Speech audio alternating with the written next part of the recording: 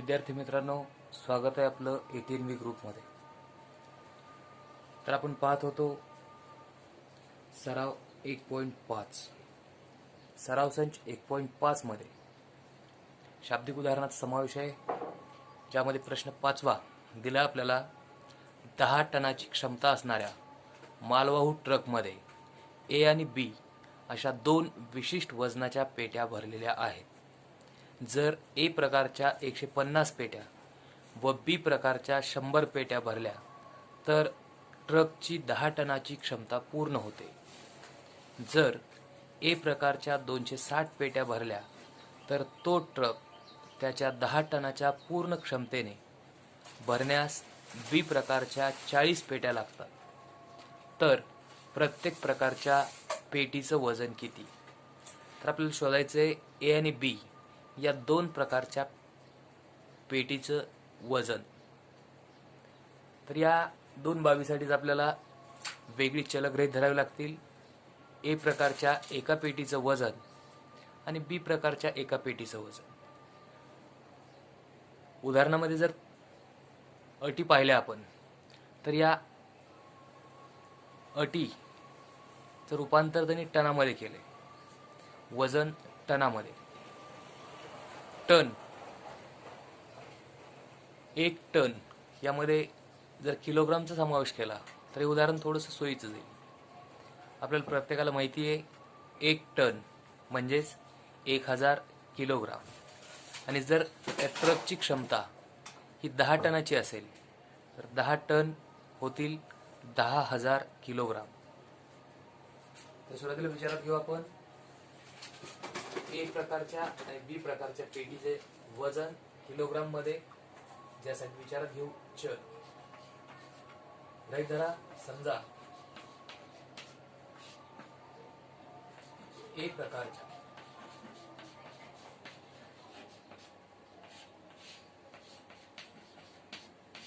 एका पेटीचे वजन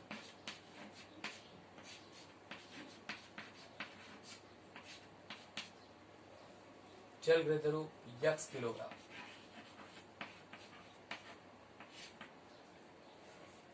त्याचबरोबर बी प्रकारच्या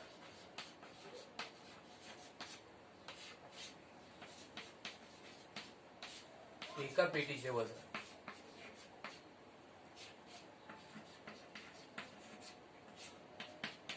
y किलोग्राम।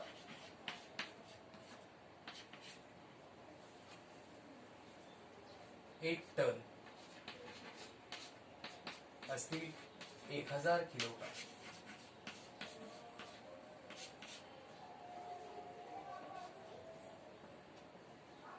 पण इथं उदाहरणामध्ये 10 टन ही क्षमता त्या ट्रकची दाखवली, त्यामुळं 10 टन म्हणजेच 10,000 किलोग्राम। आता एक एक अटी विचारात घेऊ आणि रेषीय समीकरण तयार करू, दोन्ही अटीचा वापर करू। पहिलं विधान आहे 10 टनांची क्षमता असणाऱ्या मालवाहू ट्रकमध्ये ए आणि बी अशा दोन विशिष्ट वजनाच्या पेट्या भरलेल्या आहेत, ज्यासाठी आपण ए प्रकारच्या एका पेटीचं वजन घेतलं x किलोग्राम, बी प्रकारच्या एका पेटीचं वजन घेतलं y किलोग्राम। पहिली अट इथून सुरुवात आहे। जर ए प्रकारच्या 150 पेट्या व बी प्रकारच्या 100 पेट्या भरल्या तर ट्रकची 10 टनाची क्षमता पूर्ण होते। म्हणजे ए प्रकारच्या 150 पेट्या आणि बी प्रकारच्या 100 पेट्या जर ट्रक मध्ये भरल्या तर तो ट्रक 10 टन क्षमतेने पूर्ण होतो। ए प्रकारच्या 150 पेट्याचं वजन, जर एका पेटीचं वजन x किलोग्राम असेल तर 150 पेट्याचं वजन होईल 150 x किलोग्राम। बी प्रकारच्या 100 पेट्या, एका बी प्रकारच्या पेटीचं वजन जर y किलोग्राम असेल तर 100 पेट्याचं वजन होईल 100 y किलोग्राम। 150 ए पेट्या आणि 100 बी प्रकारच्या पेट्या दोन्ही मिळून होतील 10 टन म्हणजेच 10,000 किलोग्राम। तर पहिल्या अटीनुसार समीकरण होईल, पहिल्या अटीनुसार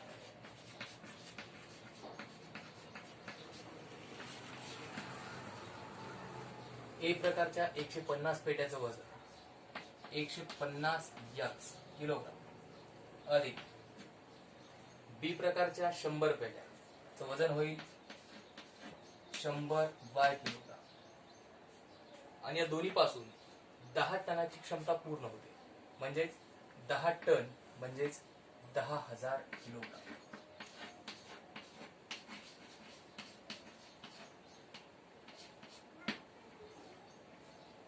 त्या समीकरणाला लहान करण्यासाठी 10 ने भागला असतं.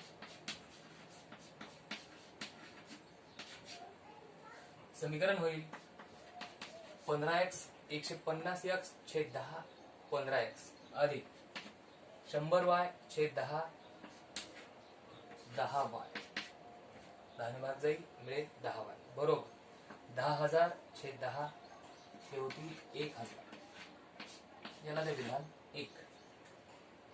दुसऱ्या अटीनुसार दुसरी अट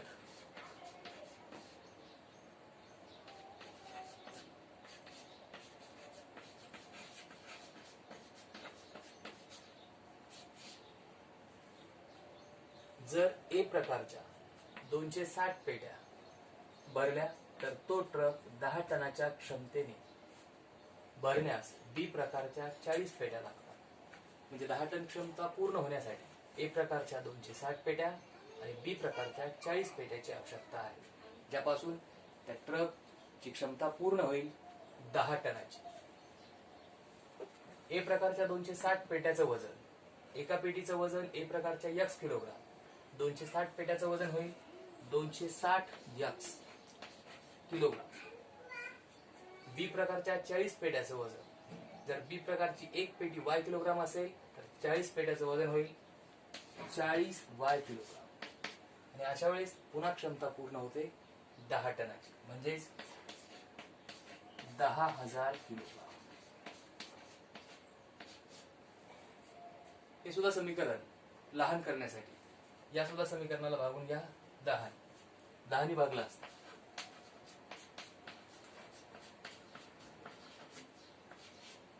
समीकरण होईल 260 x छेद 10 26x अधिक 40y छेद 10 4y बरोबर 10,000 छेद 10 1,000. हे समीकरण दुसरं 2 चलाचा वापर करून मिळालेली 2 समीकरणे सोडवता येतील आणि चलांच्या किमती शोधता येतील. या 2 समीकरणाचा विचार केला असता x चे सहगुणक आहेत 15 आणि 26, y चे सहगुणक आहेत 10 आणि 4.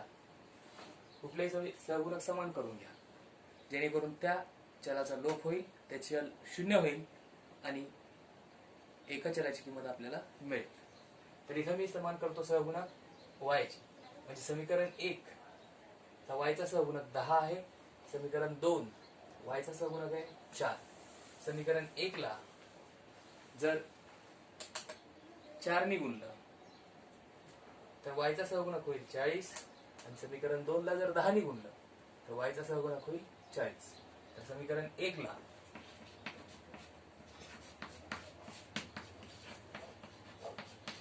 4 ने व समीकरण 2 ला 10 ने गुणलं.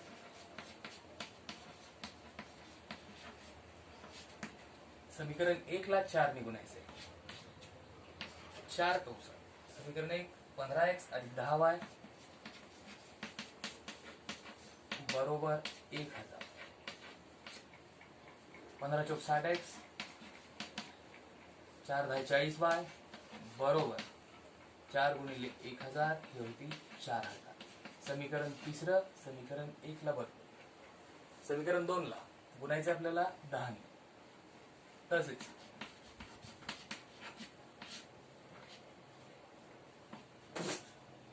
दहा गुणिले समीकरण 2 26x अधिक 4y बरोबर 1,000.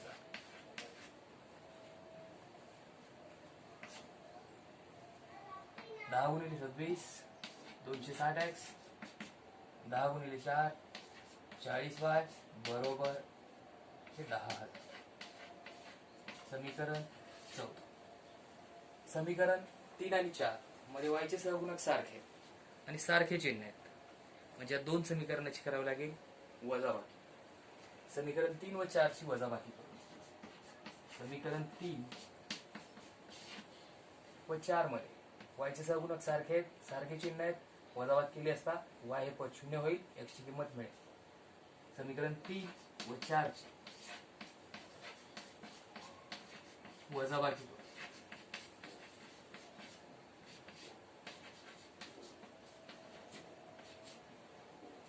60x अधिक 40y बरोबर 4000. 260x अधिक 40y बरोबर 10,000. वजाबाकीच्या वेळेस दुसऱ्या समीकरणातील प्रत्येक पदाचे चिन्ह बदला. धन 260x हा होईल ऋण 260x, धन 40y हा होईल ऋण 40y, 10,000 हा होईल ऋण 10,000. बदललेले चिन्ह विचारात घेतले असता धन 40y ऋण 40y 0 होईल. 60x वजा 260x फरक मिळेल ऋण 200x बरोबर 4000 वजा 10,000 हा फरक ऋण 6,000.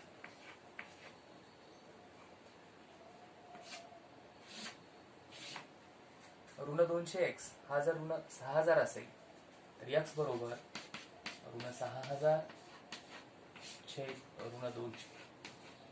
ऋण 200 गुणाकारात असलेला बाजू बदलून बाहेर काढूया. 0 0 कमी करून घेता येईल. 2 2 2 6 2 0 0 म्हणजे x च्या चलाची किंमत मिळाली 30. दोन ऋण संख्येचा भागाकार धन. x बरोबर 30 ही किंमत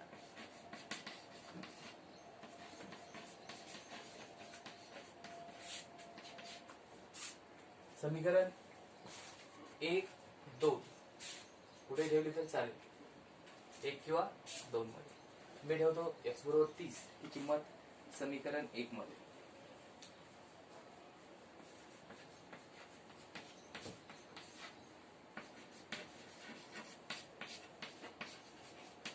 समीकरण 1 आहे आपलं 15x अधिक 10y बरोबर 1000. 15x अधिक 10y बरोबर 1000. याची किंमत 30 ठेवली असता 15 गुणिले 30 अधिक 10y बरोबर 1000. 15 0 0 15 त्रिक 45 450 अधिक 10y बरोबर 1000. म्हणजेच 10y बरोबर धन 450 बाजू बदलून वजा करा. 1000 वजा 450. 10y बरोबर 1000 वजा 450. 0 वजा 0 0.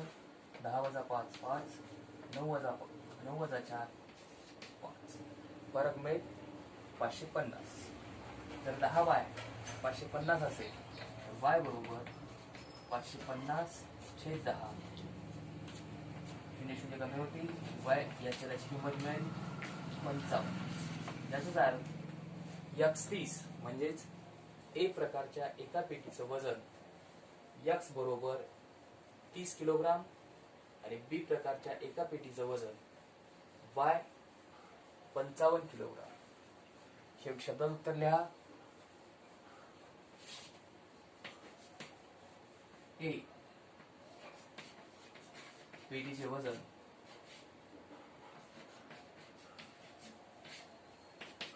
x बरोबर 30 किलोग्राम आणि बी पेटीचे वजन y बरोबर 55 किलोग्राम.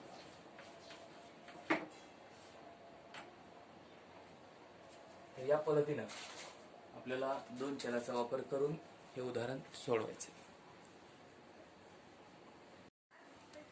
प्रश्न 6 दिला आपल्याला. विशालने 1900 किलोमीटर प्रवासापैकी काही अंतर बसने तर उरलेले अंतर विमानाने पूर्ण केले. बसचा सरासरी वेग 60 किलोमीटर दर तास आहे. तर विमानाचा सरासरी वेग 700 किलोमीटर दर तास आहे. जर हा प्रवास त्याने 5 तासात पूर्ण केला असेल तर विशालने बसने किती किलोमीटर प्रवास केला? तर या उदाहरणामध्ये तुलना केली आहे बसने केलेला प्रवास आणि विमानाने केलेला प्रवास या दोन बाबीमध्ये. विचारला आपल्याला विशालने बसने किती किलोमीटर प्रवास केला. तर या बाबीसाठी आपल्याला एक चल गृहीत धरावा लागेल आणि विशालने विमानाने केलेला प्रवास यासाठी दुसरं चल गृहीत धरावे लागेल. पण जर उदाहरण पाहिलं तर लक्षात येईल की त्या दोन बाबीची तुलना त्यांनी वेगात केली आणि पुढं हा प्रवास पूर्ण करण्यासाठी 5 तास लागले असा उल्लेख आपल्या उदाहरणामध्ये आहे. त्यामुळे आपल्याला तुलना करावी लागेल वेळेमध्ये. तर सुरुवातीला गृहीत धरा मग विशालने बसने केलेला प्रवास ज्यासाठी एक चल x किलोमीटर आणि विशालने विमानाने केलेला प्रवास ज्यासाठी दुसरं चल y किलोमीटर. समजा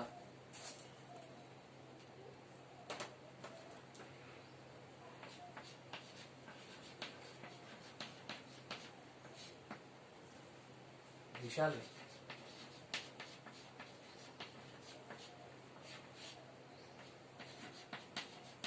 बसने केलेला प्रवास किंवा बसने कापलेले अंतर. इथं वाक्यरचना प्रवास आहे त्यामुळे मी प्रवास वापरला x किलोमीटर आणि विमानाने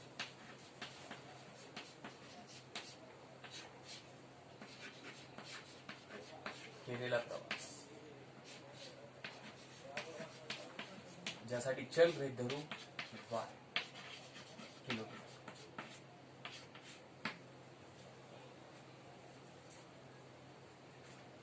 तर इथं काही अंतर बसने आणि काही अंतर विमानाने पूर्ण केले. बसचा वेग दिला 60 किलोमीटर पर तास. जर बस 60 किलोमीटर एका तासात अंतर कापत असेल तर बसने कापलेले अंतर x किलोमीटर अंतर जाण्यासाठी बसला लागलेला वेळ आपल्याला पाहावा लागेल. इथं सूत्र वापरायचं आपल्याला वेळ बरोबर अंतर छेद वेग या सूत्राचा वापर आपल्याला या उदाहरणासाठी करायचा.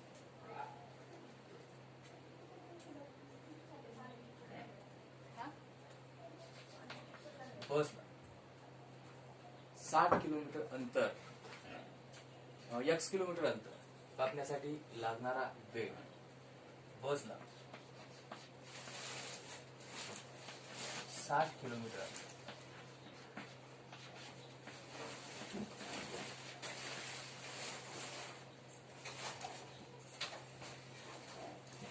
अंतर वेगाने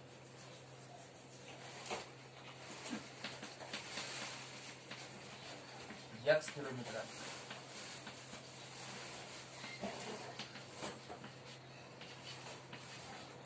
कापण्यास लागणारा वेळ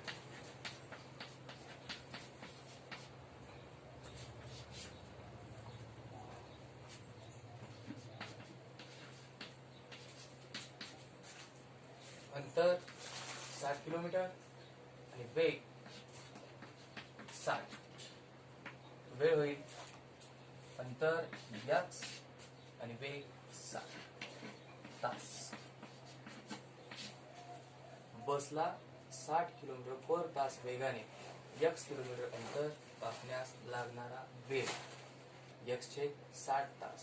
अंतर x वेग 60 तो वेळ लागेल x छेद 60 तास. आणि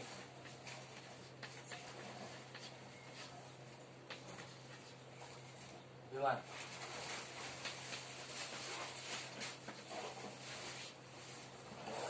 विमानाचा वेग 700 किलोमीटर पर 700 किलोमीटर पर तास वेगाने y किलोमीटर अंतर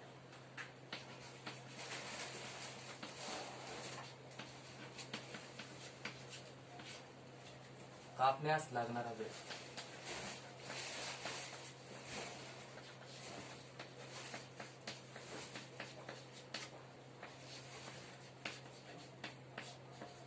होईल अंतर y किलोमीटर वेग 700 y हे 700 तास. त्या दोन बाबीपासून बसने 60 किलोमीटर पर तास वेगाने x किलोमीटर अंतर जाण्यास x चे 60 तास, विमानानं 700 किलोमीटर पर तास वेगाने y किलोमीटर अंतर जाण्यास लागणारा वेळ y चे 700 तास. हा एकंदरीत वेळ दिलाय 5 तास. हा प्रवास त्याने 5 तासात पूर्ण केला. हा प्रवास त्याने 5 तासात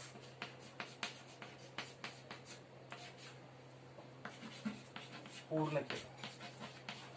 यामुळं बसने लागलेला वेळ 160, विमानाने लागलेला वेळ y चे 700, हा एकूण वेळ आहे 5 तास. तर पुन्हा या समीकरणाला स्वरूप देण्यासाठी छेदात आहे 60 आणि 700 या दोन बाबीचा जर लसावी पाहिला तर तो लसावी येईल 2100. त्यामुळं 60 आणि 700 यांच्या लसावीनं गुणून घेऊ. 2100 ने गुणू. 2100 हा 60 आणि 700 या दोन संख्याचा येईल लसावी. त्यामुळे 2100 गुणला असता 2100 गुणिले x छेद 7 अधिक 2100 गुणिले y छेद 700 बरोबर 2100 गुणिले 5. 0 0 कमी होईल. 6 1 6 6 1 18 6 5 30 2 0 या 2 शून्या सोबत 7 1 7 7 1 21 पुरे 35x अधिक 3y बरोबर 5 0 0 5 0 0 5 1 5 आणि हा 5 2 10. समीकरण पहिलं मिळालं आपल्याला 35x अधिक 3y बरोबर 10,500. आता दुसऱ्या समीकरणासाठी विधान विचारात घ्यायचे. एकूण प्रवास हा आहे 1900 किलोमीटर. बसने कापलेलं अंतर x, विमानाने कापलेलं अंतर y, हा एकूण प्रवास 1900 किलोमीटर म्हणजे x अधिक y बरोबर 1900. हे असेल आपलं दोन चलाचं दुसरं समीकरण. विशाल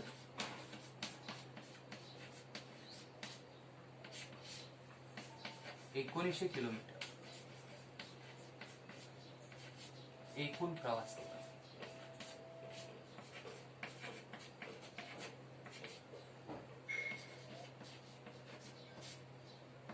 म्हणून बसने कापलेलं अंतर x, विमानाने कापलेलं अंतर y, हा पूर्ण प्रवास आहे 1900 किलोमीटर. याला त्या विधान 2. आता या दोन समीकरणाचा विचार केला असता x चे सहगुणक आणि y चे सहगुणक कोणतेही समान केले तरी चालतात. पण या उदाहरणामध्ये शोधायचं आपल्याला विशालने बसने किती किलोमीटर प्रवास केला. बसने प्रवास केल्यासाठी चल वापरलाय x ची किंमत शोधायची.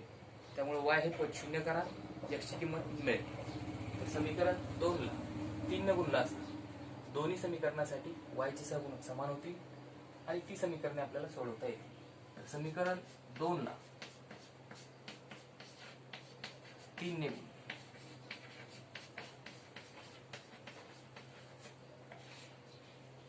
3 कंसात x अधिक y बरोबर 1900.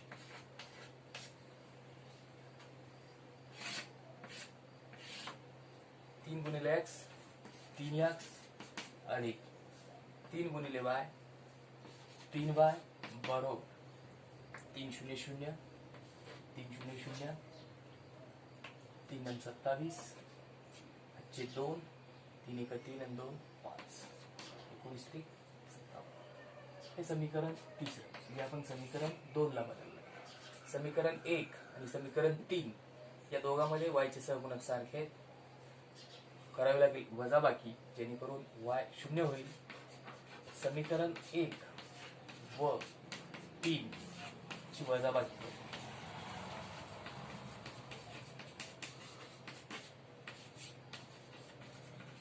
समीकरण 1 जे की आहे 35x अधिक 3y बरोबर 10,500 आणि समीकरण 3 3x अधिक 3y बरोबर 5,700.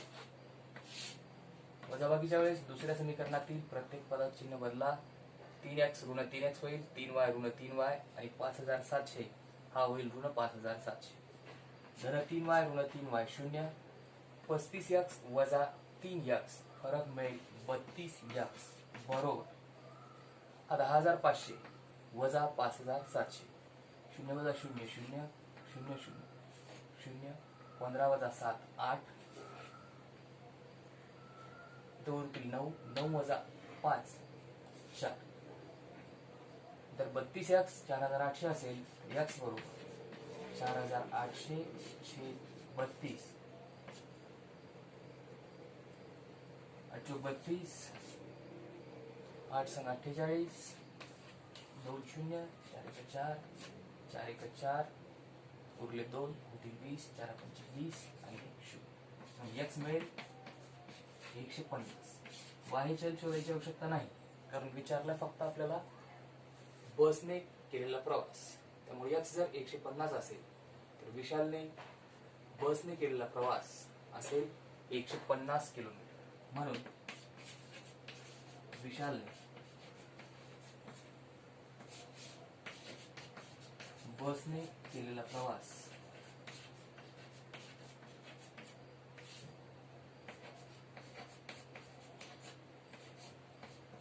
150 किलोमीटर असेल. तर या पद्धतीने आपल्याला शाब्दिक उदाहरण सोडवायचं होतं.